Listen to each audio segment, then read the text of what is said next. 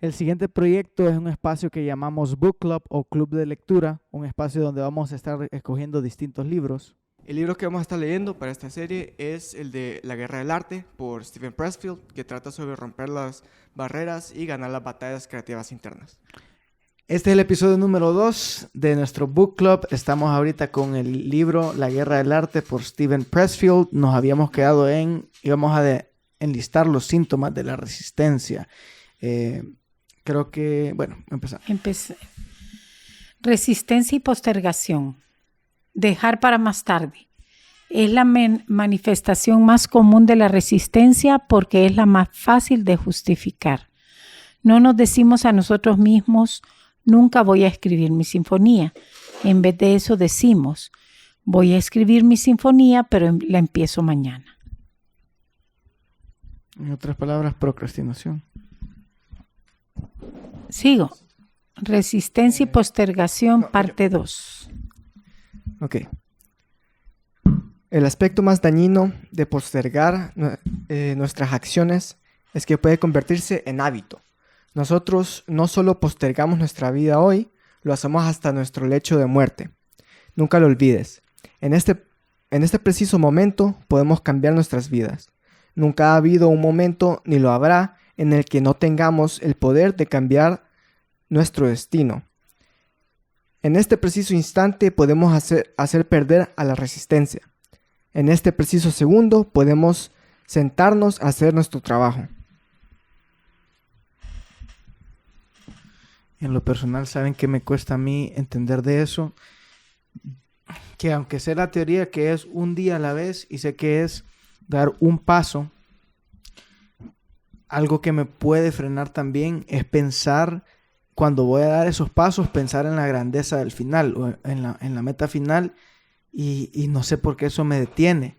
Porque el día a día es humanizante, es sencillo, es inclusive sobre todo cuando vas empezando, porque tal vez el sueño grande es proeza, pero cuando vas empezando el primer paso va a ser simpleza, ¿no? Va a ser algo bien sencillo. Y en esa simpleza, no sé, en mi caso personal, te puedes perder en la grandeza por sentir la simpleza del momento. Y creo que un buen antídoto sería encontrar deleite en la simpleza del día a día, pues, y del proceso, no tanto pues en el resultado final, porque al fin y al cabo, ¿cuál es el resultado final? O sea, hasta que nos vayamos de esta tierra, ¿no? Cada día va a ser una lucha por la vida, como me decía mi abuelo el otro día. Eso, no sé si quieren. Solo quería decir algo. Ahorita, estas últimas semanas he estado trabajando en una composición, ¿verdad? Y relacionado a eso, hoy ya terminé esa imagen, pero sí relacionado a lo que decís con apreciar la simpleza. A medida que iba trabajando, durante todo el proceso habían como pequeñas tareas que me enfocaba en hacer súper bien esa tarea, porque más que hacer una pequeña obra de arte, era un estudio también. Entonces apreciaba esos momentos de aprendizaje, experimentando con el programa que estoy utilizando para mejorar mi manejo de eso. Y también sé que ese conocimiento lo puedo aplicar en el futuro para otros proyectos. Entonces, hoy ya estoy viendo los resultados de ese proyecto que es chiquito, pero es un proyecto personal y que lo he estado haciendo para educarme y a ver en qué puedo utilizar ese nuevo conocimiento que he estado sacando de ese programa. Entonces, cuando acá dijiste eso, eso es lo que se me venía a la mente ahorita, que es algo que bien fresco en mi mente.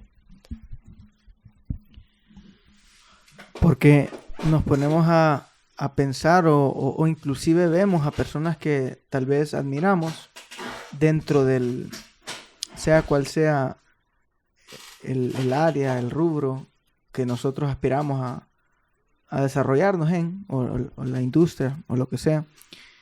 Y podemos admirar o apreciar o inclusive anhelar llegar a esas escalas. Pero no es un salto, sino que es como ir subiendo una escalera, ¿verdad? Porque hay que aprender a dar cada paso. Y creo que si se hiciera de salto, no se puede saber cómo manejar lo que esa persona maneja.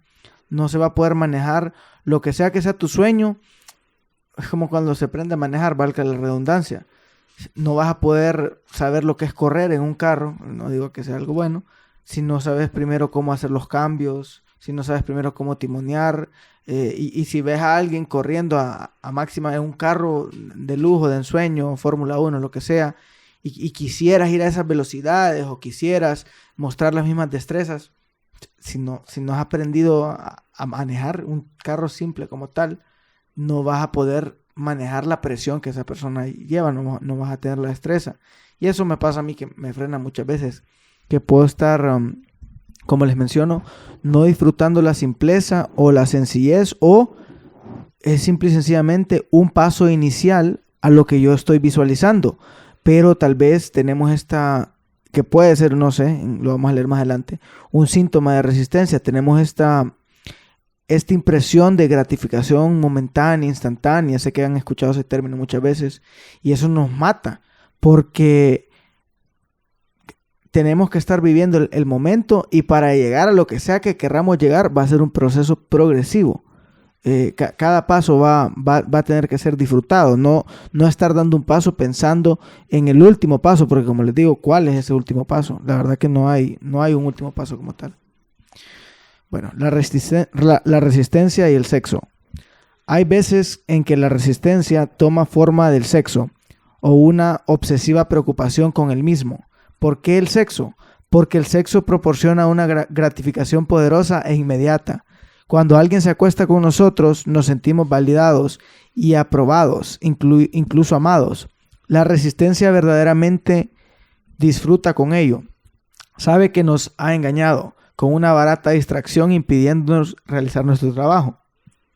Yo creo que aquí yo escucho un podcast de Huberman Lab, que es de un profesor de neurociencia, un neurobiólogo, y él habla de los comportamientos y las sustancias que hacen que uno segregue dopamina. Entonces, creo que cuando habla de la resistencia al sexo es uno de los síntomas, porque al igual que la comida, es una manera de buscar esa dopamina o esa gratificación instantánea, y el sexo es un comportamiento de gran estimulación a nuestro sistema de dopamina en el cerebro.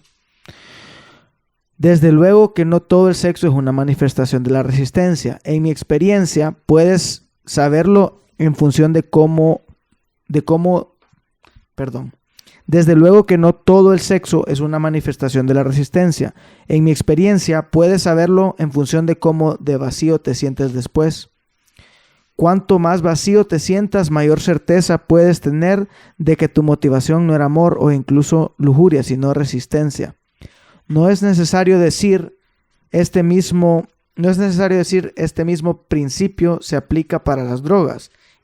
No es necesario decir que este mismo principio se implica para las drogas, ir de compras, masturbarse, la tele, los chismes, el alcohol y el consumo de cualquier producto que contenga grasa, azúcar, sal o chocolate. Bueno, me adelanté a lo que le iba a decir.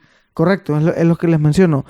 Son comportamientos o sustancias que pueden generar este sentimiento de gratificación instantánea porque estimulan nuestro sistema nervioso.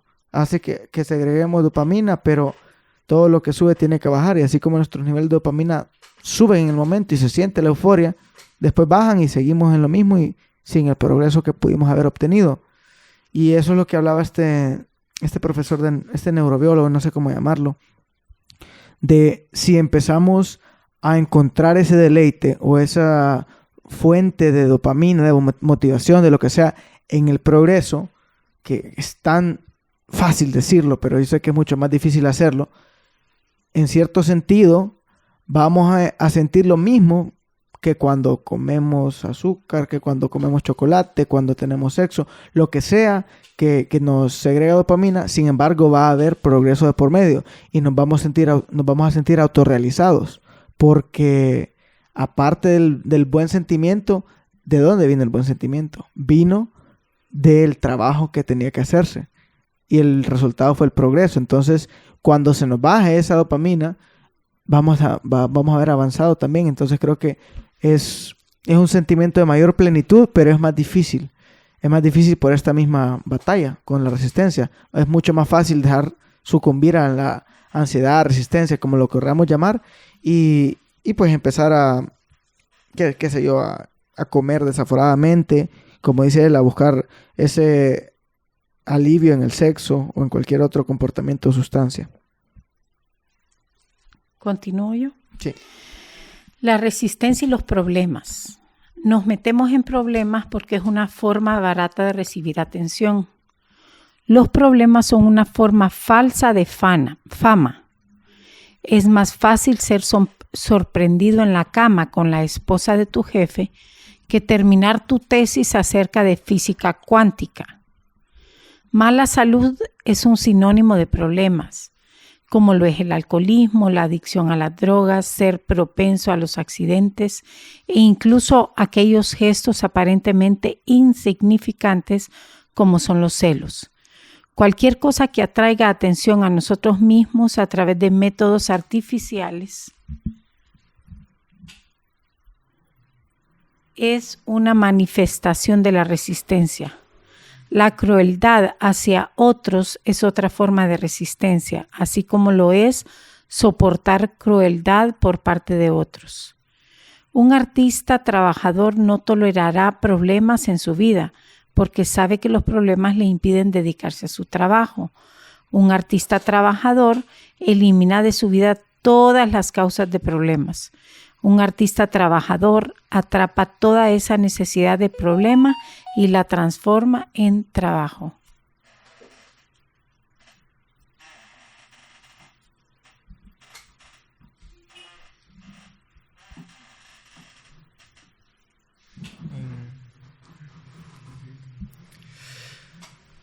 La resistencia y el drama personal.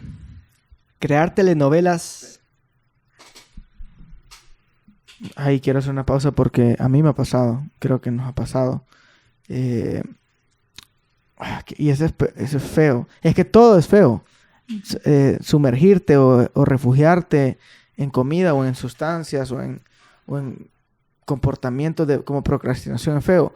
Pero eso de refugiarte en crueldad a otros o dejar que otros sean crueles o inclusive pleitos es una manera de una expresión de la resistencia por lo que narra el autor. Y sí se me viene a la mente como yo cuando he querido o estoy logrando avanzar en algo, tal vez no es procrastinación, tal vez no es esto o lo otro, pero sí hay pleitos de por medio y me hace sentir frustrado y culpamos inclusive a la persona con la cual entramos en conflicto porque puede ser la misma resistencia, pero lo proyectamos en la otra persona, porque fue con ellos que tuvimos el arrebato que fue lo que jugó parte de la resistencia en ese momento.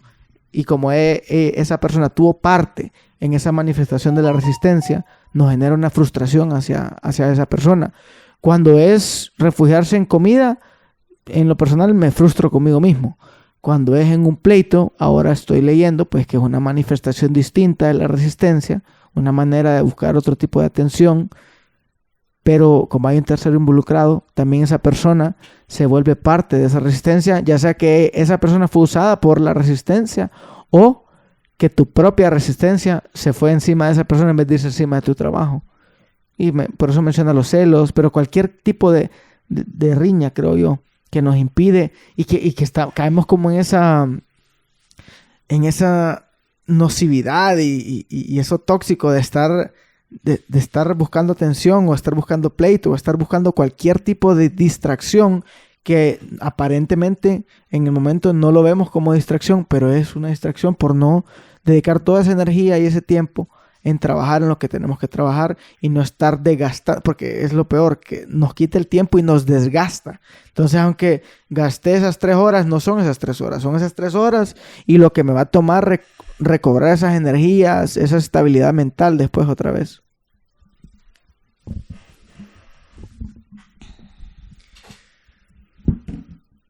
Crear telenovelas en nuestra vida es otro síntoma de resistencia.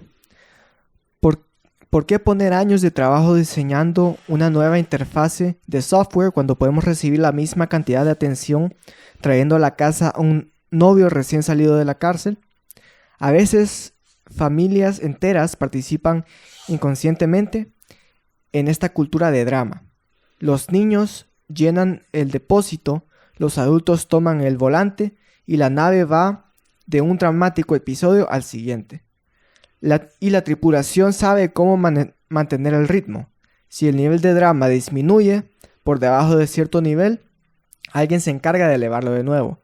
El papá se emborracha, la mamá cae enferma, Juanita se presenta en la iglesia con un tatuaje nuevo. Es más divertido que en una película. Y funciona.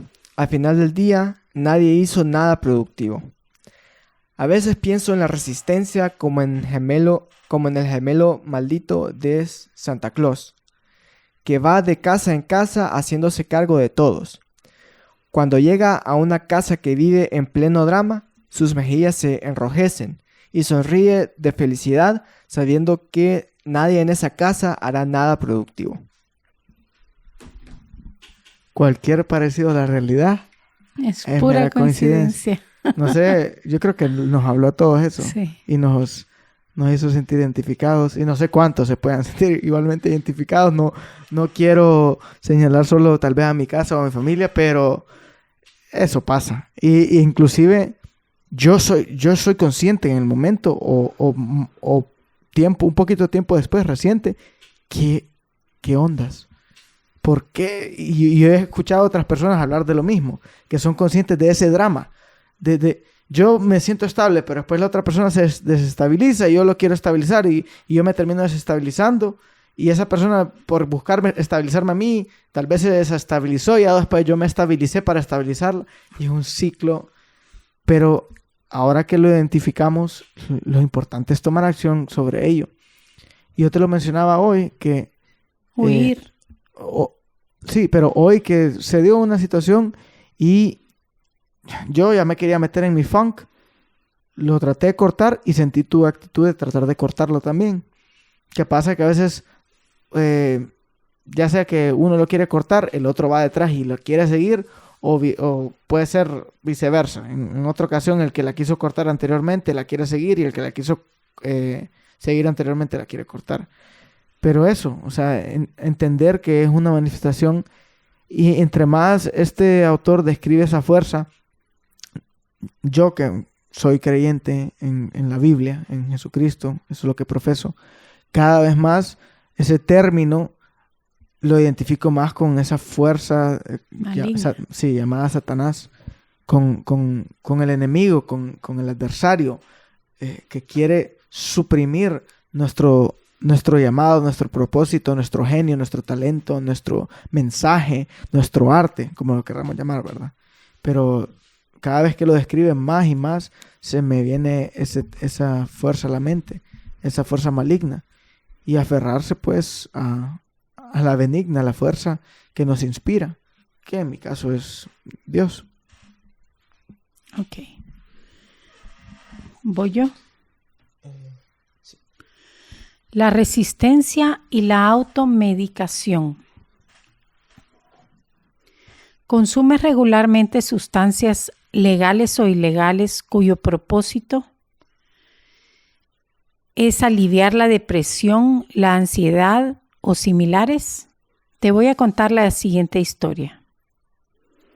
Una vez me encontré trabajando para una gran empresa de publicidad en Nueva York. Nuestro jefe solía decirnos, inventa una enfermedad, decía, y nosotros podemos vender la cura. Déficit de atención, síndrome de ansiedad social, alergias temporales, ninguna de ellas es una enfermedad, son producto de la mercadotecnia. Los doctores no las descubrieron, los publicistas lo hicieron, los departamentos de mercadotecnia lo hicieron, las compañías farmacéuticas lo hicieron. La depresión y la ansiedad pueden ser reales, pero también puede serlo la resistencia. Cuando consumimos drogas para acallar la llamada de nuestra alma, estamos siendo ciudadanos ejemplares. Estamos haciendo exactamente lo que los anuncios y la cultura pop nos han estado lavando el cerebro para hacer desde pequeños. En vez de aplicar conocimientos, disciplina, trabajo duro y buscar la gratificación a largo plazo, simplemente consumimos un producto. Muchos peatones han muerto en el crucero de resistencia y consumismo. Aquí sí creo que es importante hacer hincapié.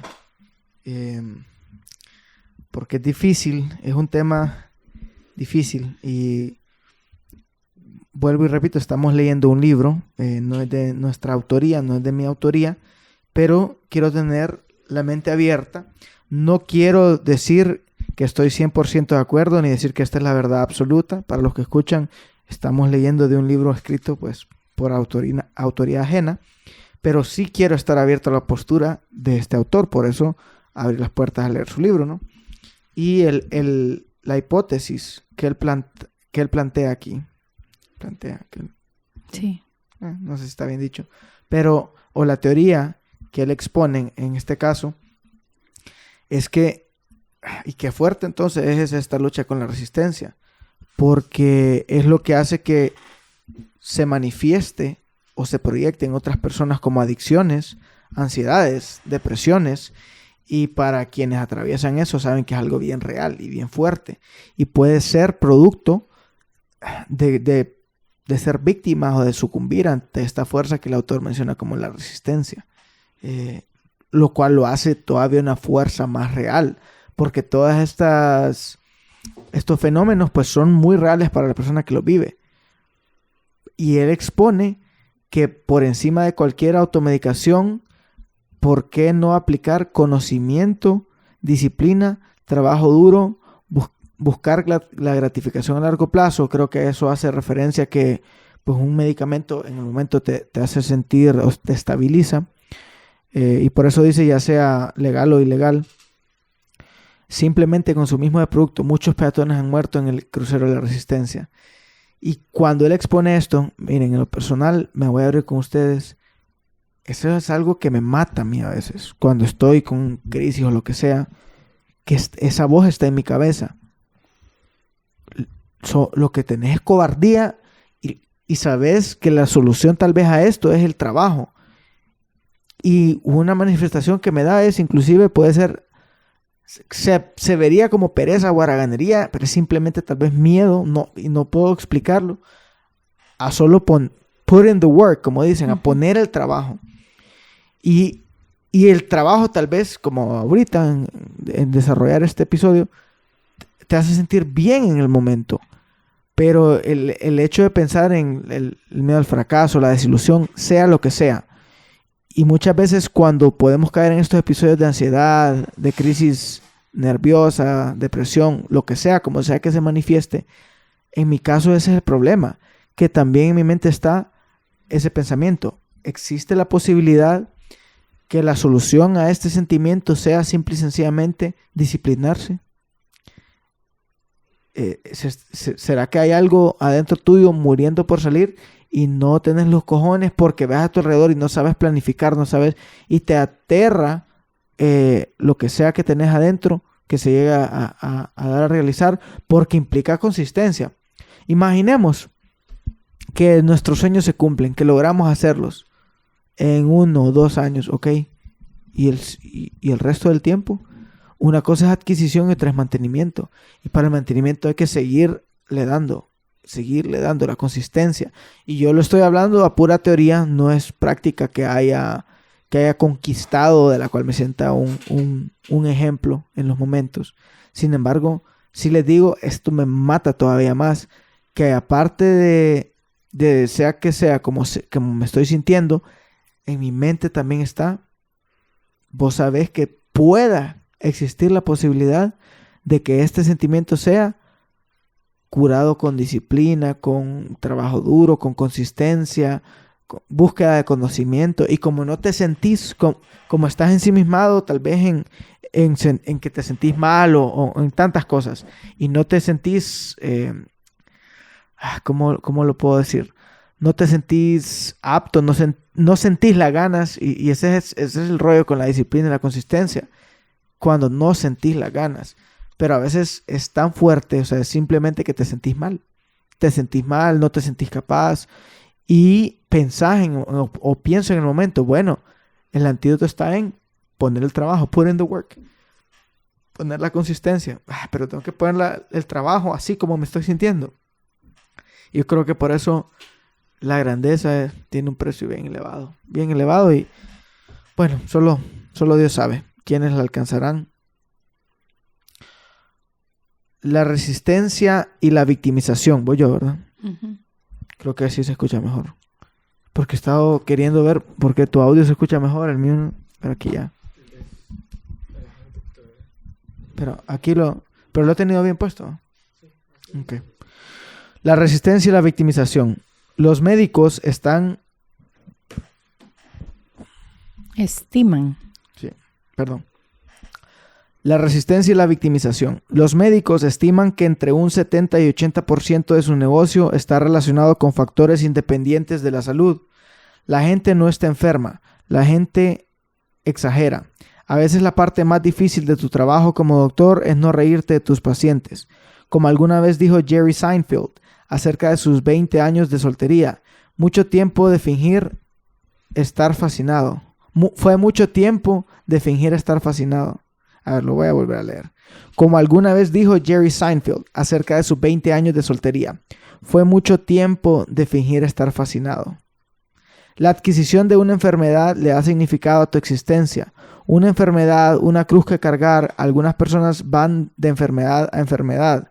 Curan una, otra aparece para tomar su lugar. La enfermedad se convierte en una obra de arte en sí misma. Una obra de la verdadera obra de arte. Una sombra de la verdadera obra de arte que la víctima está evitando crear, dedicando tanto tiempo cultivando esta condición. Una víctima es una forma de agresividad pasiva. Busca generar gratificación, no por trabajo honesto o por una contribución proveniente de nuestra experiencia, observación o amor, sino a través de la manipulación de otros con amenazas silenciosas o no tan silenciosas. La víctima mueve a otros a venir a su rescate o a comportarse de manera en que ella desea al tenerlos como rehenes de su enfermedad, condición mental o simplemente con la amenaza de hacer su vida miserable si no hacen lo que ella quiere. Convertirte a ti mismo en una víctima es exactamente lo opuesto de responder a tu llamada. No lo hagas. Si lo estás haciendo, detente. Aquí nuevamente decir, sí creo que tiene cierta razón en lo que él dice, porque lo he visto proyectado en otras personas y lo puedo ver inclusive hasta en mí. Pero también no quiero demeritar personas que genuinamente tienen algún tipo de enfermedad mental. Y empatizo con Aquí habla no solo de enfermedad mental. ¿Perdón? Aquí habla no solo de enfermedad mental. Habla de que hay personas que se enferman, mejoran y se vuelven a enfermar y se vuelven a enfermar. Físicamente hay personas que se autoenferman, pues. Hipocondríacos. Exactamente.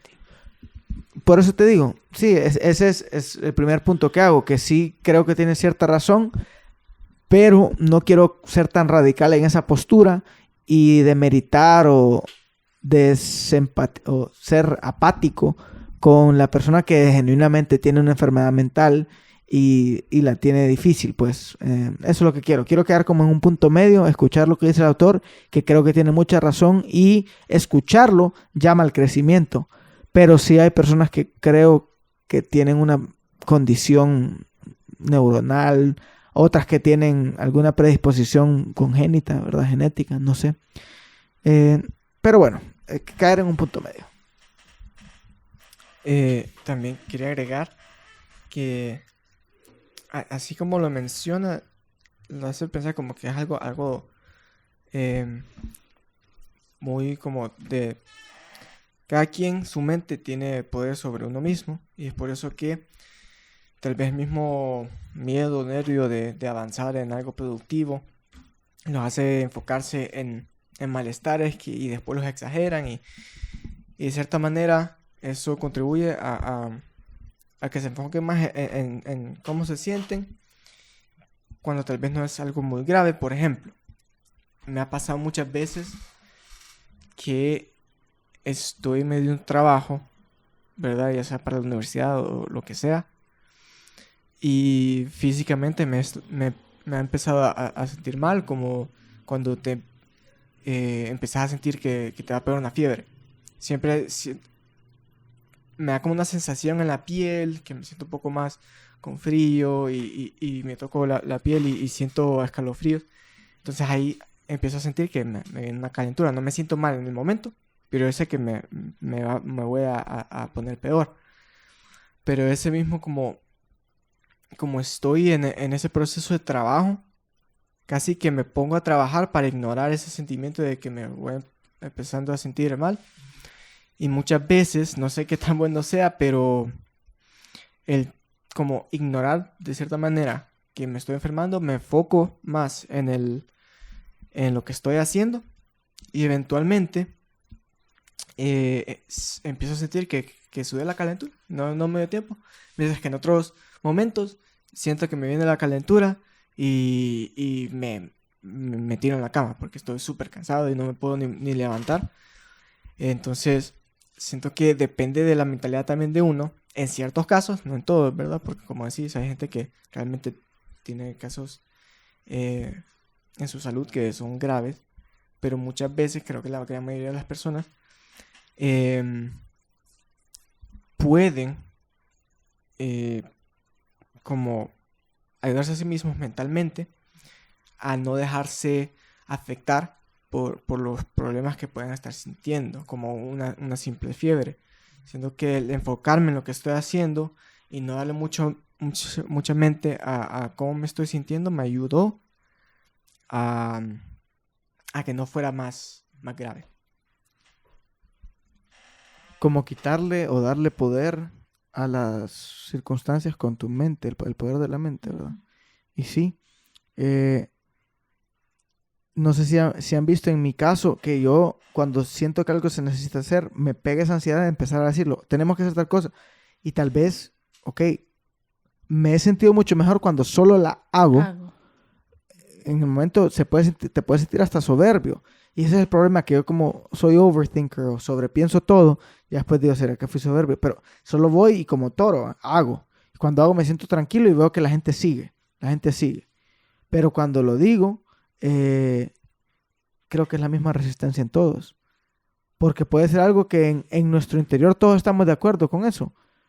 Pero que alguien más te venga a decir algo que tal vez vos lo estás sintiendo en el interior, hace que lo veas como that jerk, ese pendenciero, ¿verdad? O que tal vez vos piensas lo mismo que la persona está pensando, pero como ya te piden a vos que hagas algo, ya no lo querés hacer porque lo tenías en mente, pero como te lo pidieron, ya como, no, ya no te da por hacerlo. Y creo que es la misma resistencia.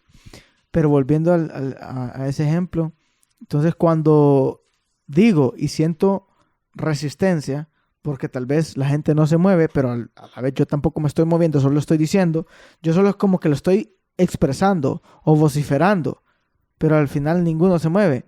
Y ya cuando hay movimiento, ya hay más tranquilidad y merma cualquier ansiedad. No, si estás trabajando, creo que no puedes estar ansioso. Cuando solo lo exteriorizo y veo que no se da y veo como que mi entorno más bien me juega en contra y yo termino jugándome en contra porque me encierro en eso. Y es algo real, porque ya se vuelve, puedes caer en neurosis, se vuelve algo mental, te duele, sentís la ansiedad, sentís el enojo, sentís la depresión, la amargura, se puede tornar en amargura inclusive. Entonces, eso, en vez de decirlo, simplemente ejecutar o tal vez hacerlo, poner el trabajo, podría ser una cura a ese sentimiento. Y veámoslo de manera de hacerlo de raíz, porque tal vez ya después caíste en una crisis, pero tal vez eso empezó con un pensamiento, empezó siendo curable con trabajo, siendo curable con enfoque, con disciplina, pero no se dio, no lograste vencer la resistencia, sentís culpa después con vos mismo, sentís amargura con el entorno porque vos lo dijiste y no se hizo, pero ni lo hicieron los otros, y agarrás ese de, bueno, no lo hacen ellos, no lo hacemos nadie porque esto es deber de todos, y es un ciclo horrible y tóxico. Y tal vez en tu mente bien, en tu subconsciente está pensar que la cura está en ejecutar y hacer y poner, y put in the work, poner el trabajo. Quiero encontrar esa frase en español, poner el trabajo. Hay un dicho que dice, no te preocupes, ocúpate. Yo creo que eso resume lo que estabas diciendo ahorita. No te preocupes, ocúpate. Ese es tomar acción. Y es esa misma parálisis, porque como que tiramos la pelota. A mí me pasa eso, yo lo digo que hagamos porque quiero que todos lo hagamos, porque sé que es para todos. Bueno, pero empecé a hacerlo, pues. Empecé a hacerlo. Pero es que lo necesito. Bueno, empecé y que los demás sigan. Y ese es el problema, que es un efecto dominó.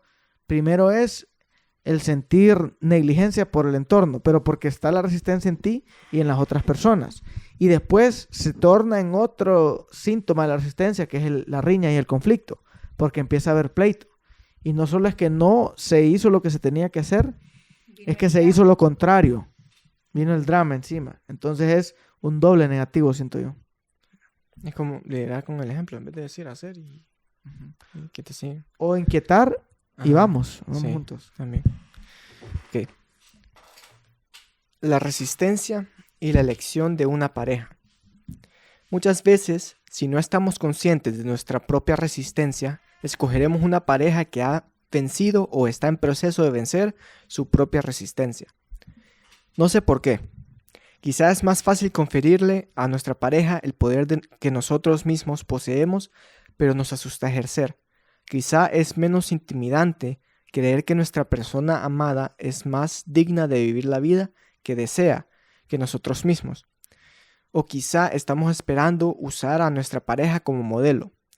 Quizá pensamos, o queremos pensar, que algo del poder de nuestra pareja se nos pegará, con solo estar cerca de ellos por un tiempo.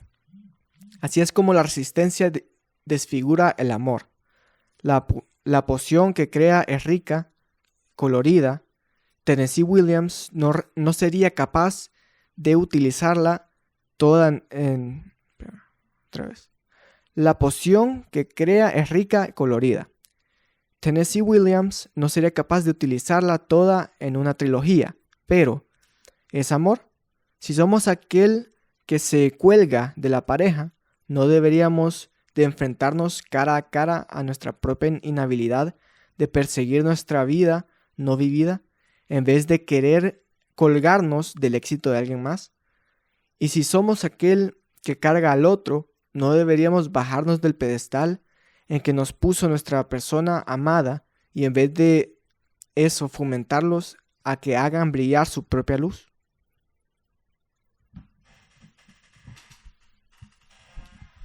Algo que sí me nace decir que es importante. Creo que hay que tomar... ¿Me están escuchando, verdad? Creo que hay que tomar este conocimiento y aplicarlo porque se nos está siendo reveladas ciertas cosas que se pueden vivir en el día a día por este autor. Y hay un dicho, ¿verdad? Pecan por ignorante, pero ya cuando es por negligente. Porque, pues, ignorancia, si estamos aquí de testigos que lo estamos leyendo, tener ese pensamiento, me hablo a mí mismo, pero tener ese pensamiento de lo que estamos leyendo para llevarlo a la práctica y reconocer que existen estos fenómenos, que existe esto en la vida, que es difícil de proyectar y apoyarnos, en vez de apoyar a la resistencia, ser parte del drama, apoyarnos y tener en mente lo que se está leyendo e impulsarnos, ¿no? A caminar en torno al arte que hay que, como es el caso de estos episodios, que se fija un día, se fija una hora, apoyarnos, no depender el uno del otro, que todos nos estemos apoyando, en vez de todos procrastinar o todos estar viendo, ¿será que si aquel no me dice? Todos apoyarnos y apoyarnos, pues. Okay. La resistencia y este libro. Cuando empecé este libro, la resistencia casi me vence. Esta es la forma que tomó, me dijo, la voz dentro de mi cabeza. Que yo era un escritor de ficción, no de esta clase de libros, y que yo no debería estar exponiendo esta clase de conceptos de resistencia de manera literal, sino que debería incluirlos de manera metafórica en una novela. Ese es un argumento bastante sutil y convincente.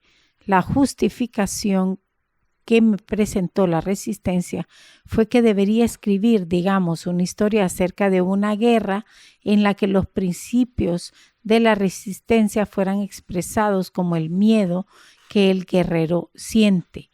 La resistencia también me dijo que no debería intentar enseñar o ponerme a mí mismo como la eminencia que todo lo sabe, que esto era vanidad, egocéntrico, posiblemente corrupto, y que en el fondo iba a acabar dañándome.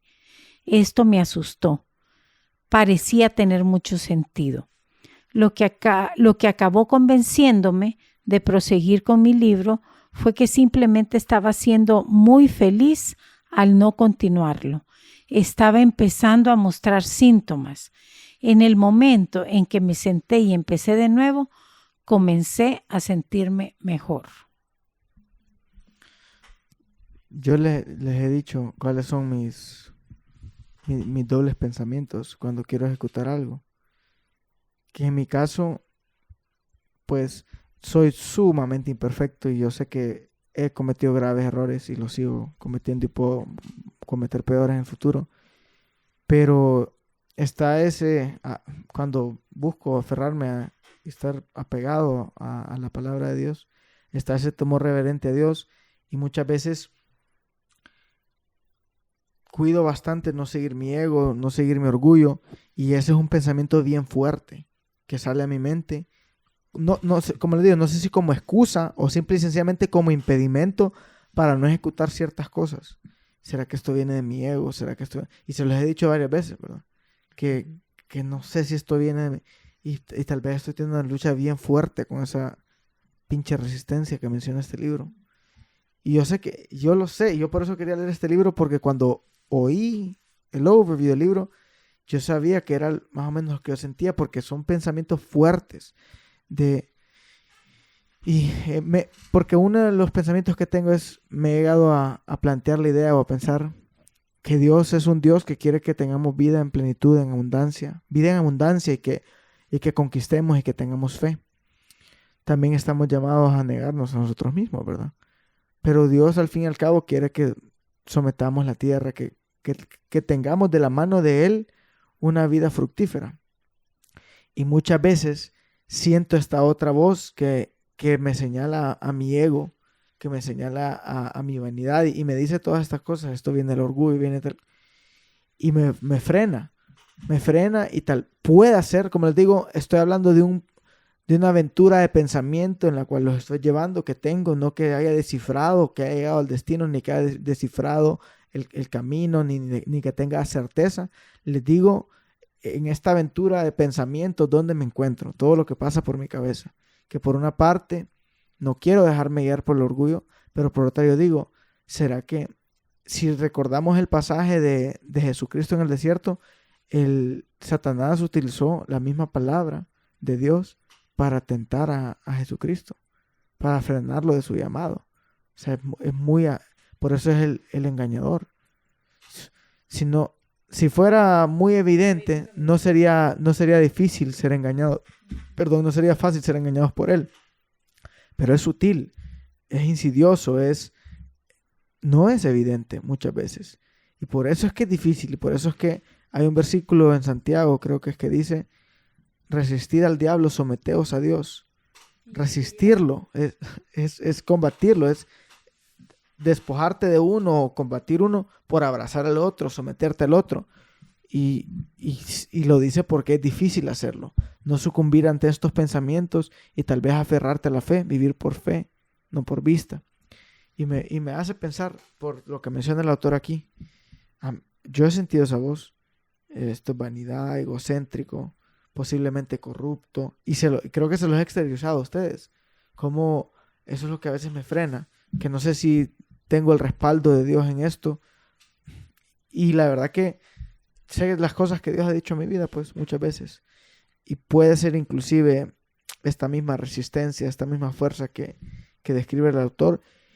Y me mata esta indecisión. Eso es lo peor, que en ese momento el pensamiento de la persona está dividido. Porque miren lo que él dice. La resistencia me dijo que no debería intentar enseñar, que esto era vanidad, egocéntrico. Eso viene de sentimientos nobles. Quiere decir que si está teniendo ese pensamiento y eso es una lucha para él, es porque él no quiere ser vanidoso. Es porque él no quiere ser egocéntrico. Entonces, es difícil saber qué voz escuchar. Y simplemente cuando ya has vencido tal vez esa resistencia, en el caso de él que la venció, publicó el libro fue un éxito, te das cuenta, y creo que eso va dándote la confianza de ir creciendo y conquistando más batallas, pero en el momento no es tan evidente. No sé, esto me dio mucha claridad. Voy yo, ¿verdad? ¿Voy yo a leer o Iván? Mis aportes son de 3 horas. La resistencia y la infelicidad. Antes de empezar, es que es increíble porque eso me lleva a mí a neurosis. Eso me lleva a una frustración tan fuerte porque, ¿verdad? Ustedes lo han visto, ustedes han sido testigos de primera mano. Porque, por un lado, no estoy haciendo lo que debo hacer y tal vez, como les digo, eso está muriendo por salir y me está matando consigo por no dejarlo salir. Y por otra, en mi cabeza está, ¿será que es el antídoto a todo lo que estás sintiendo? Es simplemente hacer lo que no quieres hacer. Y cuando dice él que se sintió feliz cuando dejó de hacerlo. O sea, que dejó de sentir esa oposición cuando no quiso intentar. Yo me resigno a veces, me resigno y digo, no voy a tener una vida.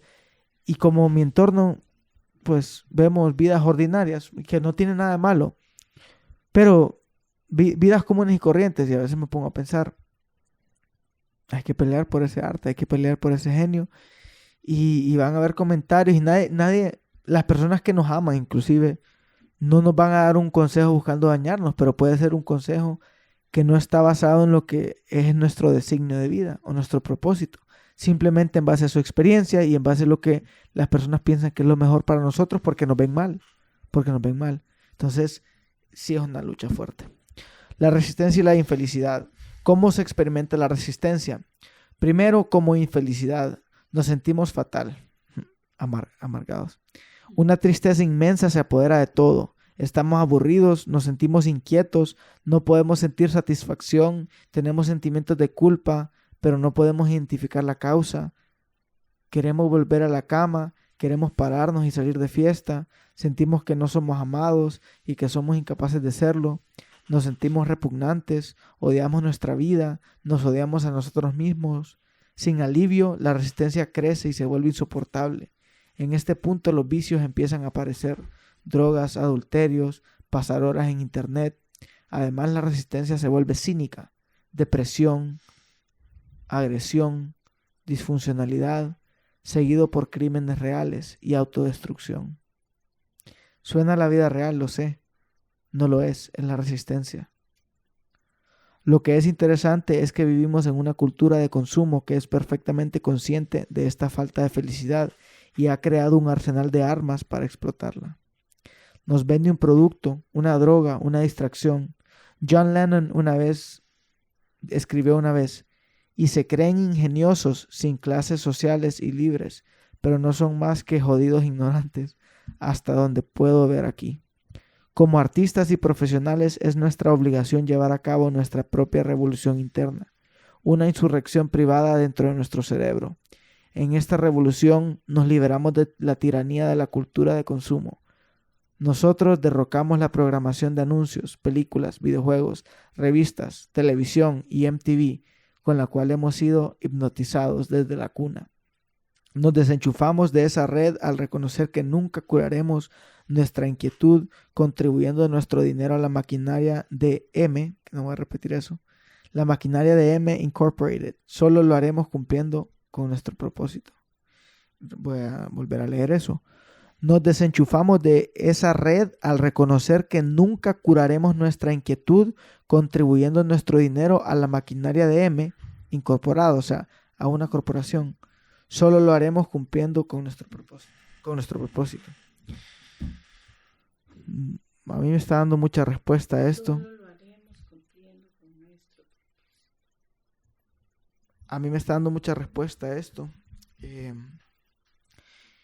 E inclusive, como les menciono, han habido consejos o comentarios de personas que sé que me aman, allegadas a mí, que van encaminados o de la mano con la resistencia de una manera pacífica. Tal vez me miran mal, me miran abrumado y me dicen lo que yo me estoy diciendo a mí mismo. Al ser vencido por la resistencia, tal vez me lo estoy diciendo y la persona me lo repite, que tal vez es un consejo orientado a vivir una vida común y corriente. Que, como les digo, no lo están haciendo porque no me quieran, porque yo también me estoy haciendo ese mismo consejo, pero es porque es tal vez más cómodo, menos intimidante y más tranquilo, superficialmente, sucumbir ante esa resistencia y vivir una vida normal sin exponer tu arte, que, como les digo, al fin y al cabo estoy viendo que es una lucha bien fuerte, que va a ser de toda la vida y que no va a ser fácil pelearla.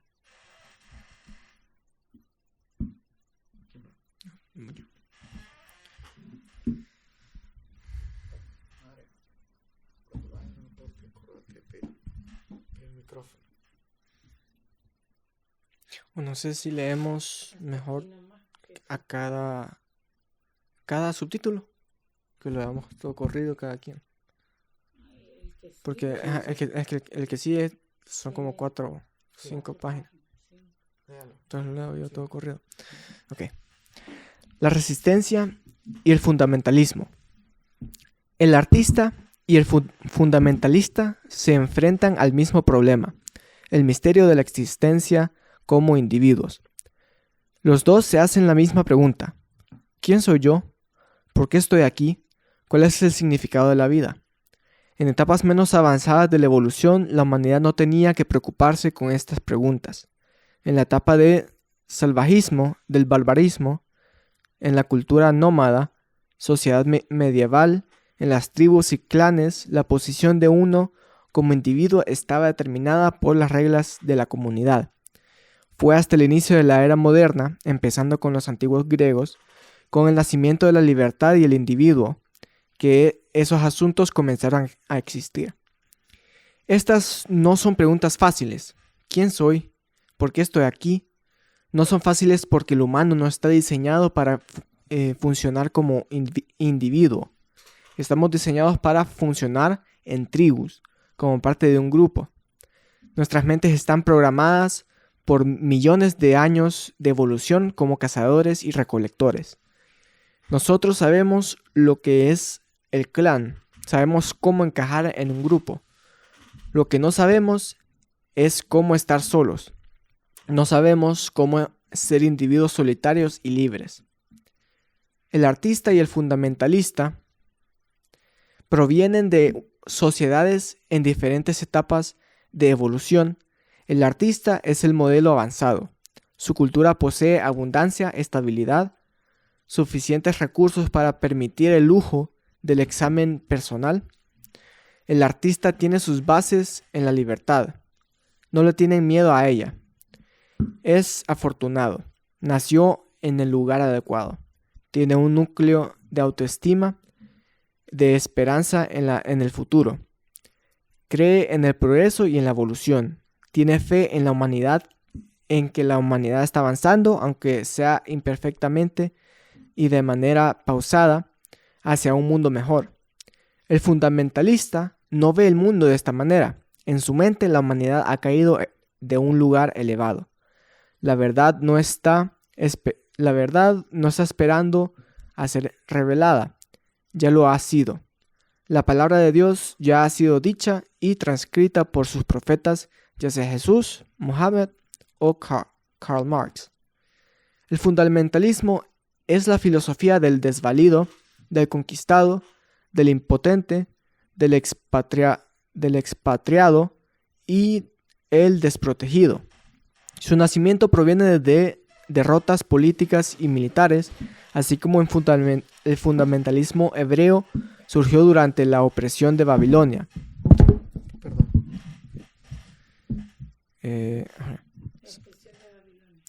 Y el fundamentalismo cristiano apareció en el sur norteamericano durante la Reconstrucción, y el concepto de una raza dominante creció en Alemania después de la Primera Guerra Mundial. En esos tiempos de desesperación, la raza oprimida moriría sin una doctrina que restaurara su esperanza y orgullo. El fundamentalismo islámico procede del mismo contexto de desesperanza y posee la misma tremenda y poderosa atracción. ¿Qué es exactamente esa desesperanza? Es la desesperanza de la libertad, la desolación y castración experimentada por el individuo que ha sido liberado de las familiares y reconfortantes estructuras de la tribu y el clan, la aldea y la familia. Es el estado de la vida moderna. El fundamentalista, o más específicamente el individuo que adopta el fundamentalismo, no se puede soportar la libertad. No puede encontrar su camino hacia el futuro, así que se refugia en el pasado. Regresa su imaginación a los días de gloria de su propia raza y busca restablecerse a sí mismo en esa luz más virtuosa. Él quiere regresar a lo básico, a lo fundamental. El fundamentalismo y el arte son exclusivos mutuamente. No existe arte fundamental. Esto no quiere decir que el fundamentalista no sea creativo. En vez de eso, su creatividad está invertida.